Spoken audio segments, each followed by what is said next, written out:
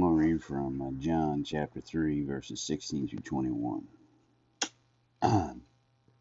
God so loved the world, he gave his only begotten Son, so that everyone who believes in him might not perish, but might have eternal life. For God did not send his Son into the world to condemn the world, but that the world might be saved through him. Whoever believes in him will not be condemned, but whoever does not believe has already been condemned, because he has not believed in the name of the only begotten Son of God.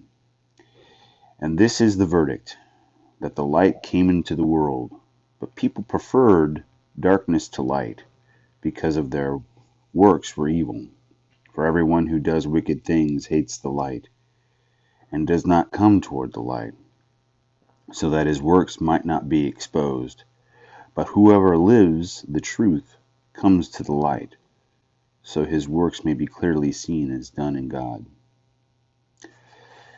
Eh, that's a real slap in the face. I've heard this sermon or whatever, this talk, a bunch of times about, you know, um, who do you think Jesus is? Because you can really, some people say, he's a great teacher, or he's a prophet, or, he's a nice guy. But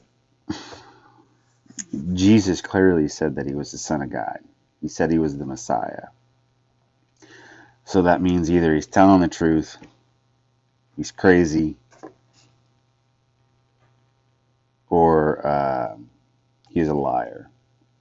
And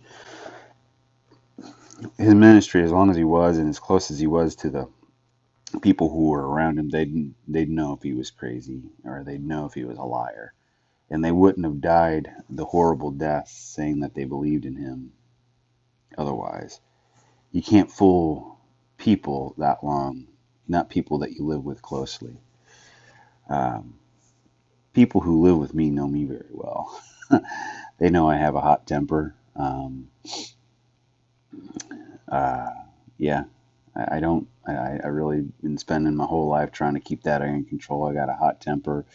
Uh, I can worry a little bit too much sometimes. Not so much anymore. I used to worry about everything all the time. Oh my gosh, the time I spent on worrying is just insane. Um,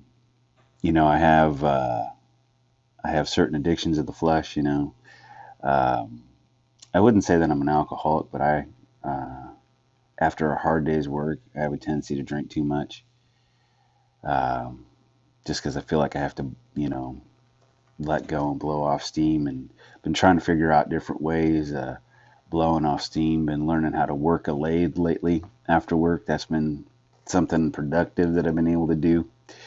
I used to get real mad and swear and throw things, but I don't really. If I get really mad, I still do that. I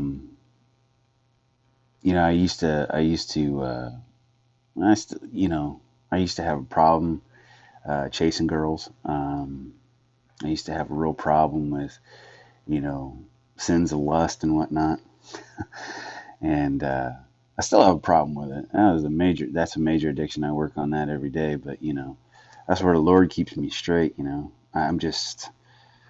I'm a hot mess. I'm not a good guy.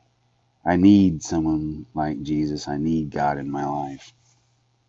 And I had to ask myself, all this stuff that I was doing, all this stuff I was wrapped up in, and I just wasn't happy. My temper wasn't making me mad. Chasing women wasn't making me mad. Getting drunk wasn't, or getting, chasing women didn't make me happy. Getting drunk didn't really make me happy. It just made me feel sick the next day. And I just got to a point in my life where I was doing all this stuff, and it's like, what's the point? What's the point of it all? And I just hated my life. I hated my life. And then I heard that little whisper, and it's like, come over here. You know I love you.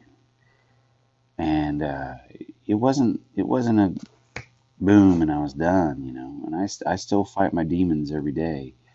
I'm more successful now than I was in the past, and I still fail, and I still ask for God's grace and His help. But I'm so much happier now. I'm so much happier because God has taught me how to love and how to sacrifice and how love is sacrifice. And that doesn't make sense that that would make you happy. But love is amazing.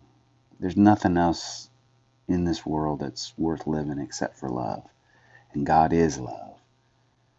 And I could go on, but I don't think we want to hear me babble on about love for the next 2 hours. At least not today, and I got to get to work, so that's all I got to say about that.